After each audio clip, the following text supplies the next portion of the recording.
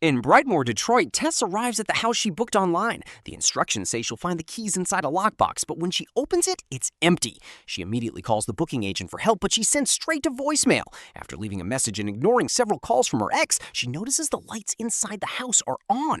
Tess rings the bell, and to her shock, a man named Keith opens the door. He explains that he's currently renting the house, and they quickly realize the agent accidentally double-booked the place. Since it's raining heavily, Keith tells Tess to come inside.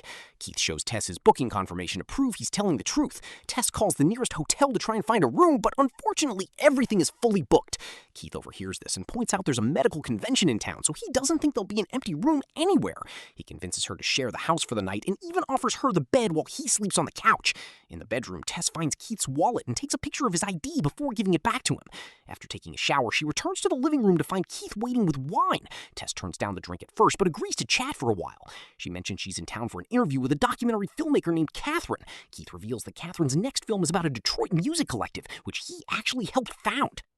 Finding common ground helps them hit it off, and they talk for hours while Tess ends up having some wine anyway.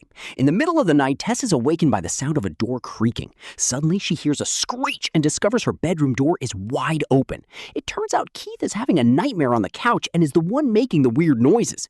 Tess approaches and shakes his arm to wake him up. At first, there's no response, but when she tries again, he's startled awake, causing her to scream in shock.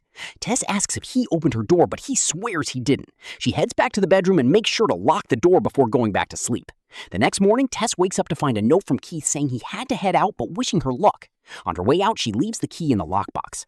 Now that it's daylight, Tess is horrified to see that every house in the neighborhood is a complete ruin except for the one she rented. She meets Catherine at a cafe for the interview. When Tess mentions where she's staying, Catherine thinks she's crazy and warns her that it's a very dangerous neighborhood. Moments later, Tess returns to the house and sees a homeless man named Andre trying to get her attention. As he starts running toward her, she rushes to the lockbox, grabs the key, and makes it inside just in time. He pounds on the door and yells for her to come out, ignoring her pleas for him to leave. While watching him through the window, Tess tries to call the police, but they tell her no units are available. Later, Tess goes to the bathroom only to realize there's no toilet paper. She searches every room but can't find any, so she decides to check the basement.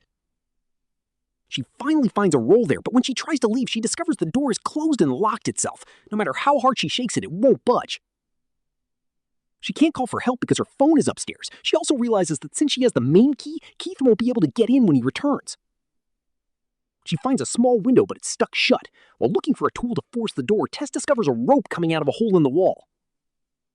When she pulls the rope, a secret door opens. It's pitch black inside, so she decides to stay away from it.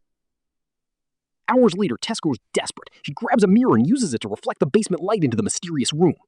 Seeing a short corridor, she crosses it and finds another door. She opens it and turns on the light, revealing an old mattress, a bucket, a camera, and a bloody handprint on the wall.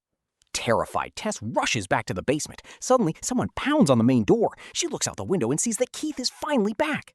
She bangs on the window until he hears her, and he manages to open it from the outside so she can pass him the key. Once they're both inside, Tess tells him about the horrific room she found. Keith assumes it's just old junk, but Tess wants to leave immediately. He stops her and asks her to wait while he checks the basement himself, suggesting he might need her help if the door locks again. After a few moments in the basement, Keith stops responding. Tess nervously goes downstairs to investigate. The door tries to close again, but this time Tess stops it.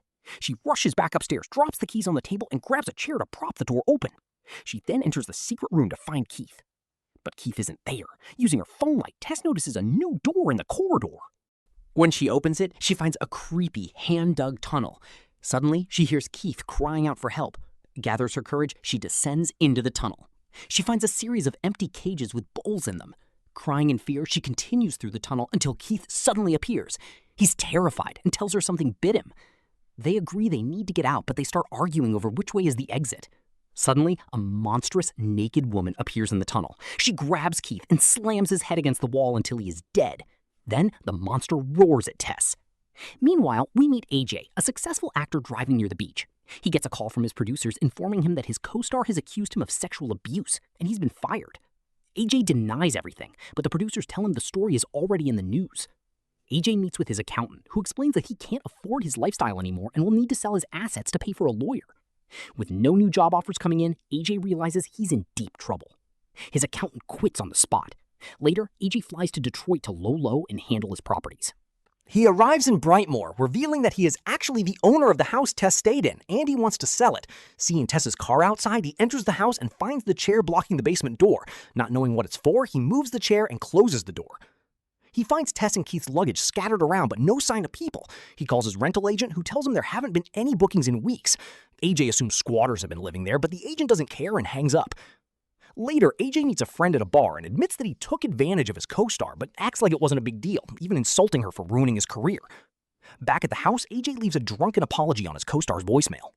The next morning, AJ wakes up with a massive hangover. He searches through the abandoned bags and finds Tess's laptop.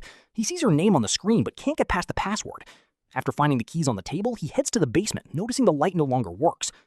He calls out, but no one answers. Hearing a strange noise, he assumes the squatters are downstairs. AJ gets dressed, grabs a knife and a flashlight and goes down. He finds the rope, pulls it, and discovers the secret door. He finds the creepy room with the mattress, but instead of being scared, he gets excited. He looks up whether underground square footage increases a house's value.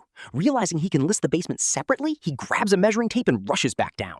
He even moves the bed to get a better measurement, completely unbothered by the blood on the wall.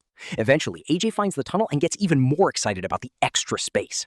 He continues measuring until he hears music. He follows a light at the end of the tunnel and finds another room that smells like death. The floor is covered in blankets and a small TV is playing a video of a woman feeding a baby.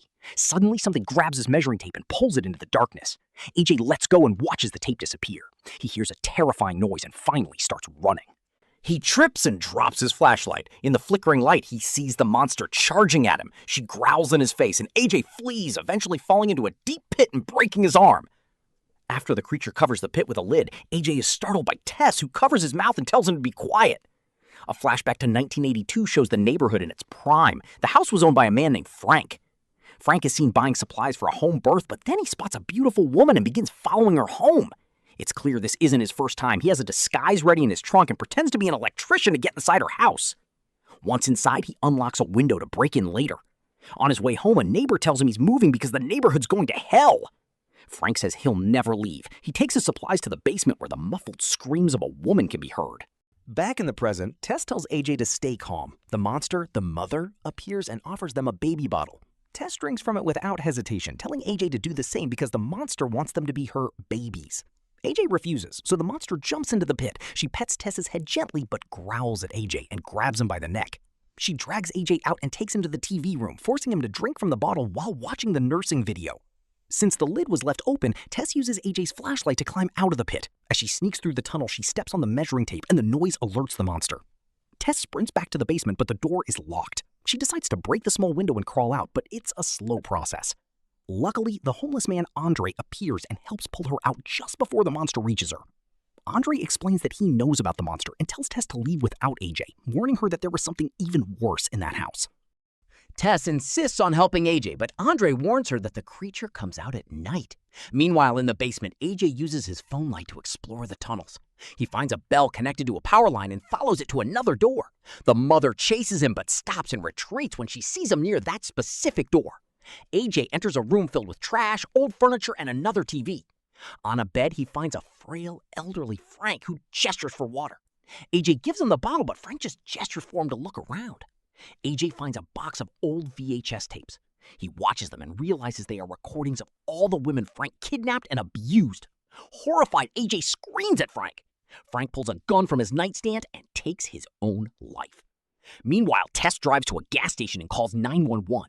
When the police arrive, she takes them to the house, but they refuse to believe her story and won't break in without a warrant. Desperate, Tess breaks a window to get back inside and find her keys. As she gets into her car, the monster emerges from the house roaring. Tess speeds up and repeatedly rams the monster into a wall until she's unconscious. Tess heads back inside to find AJ. AJ, now holding Frank's gun, hears something in the tunnel and fires blindly, accidentally shooting Tess in the hip. AJ carries her out of the house, but they see the monster is gone. With no keys, they run until they find Andre at his hideout. Andre tells them the full story. Frank was a serial abuser who impregnated his victims in the basement and then impregnated their children, creating a cycle of horrific inbreeding. The mother is the result of 40 years of this nightmare.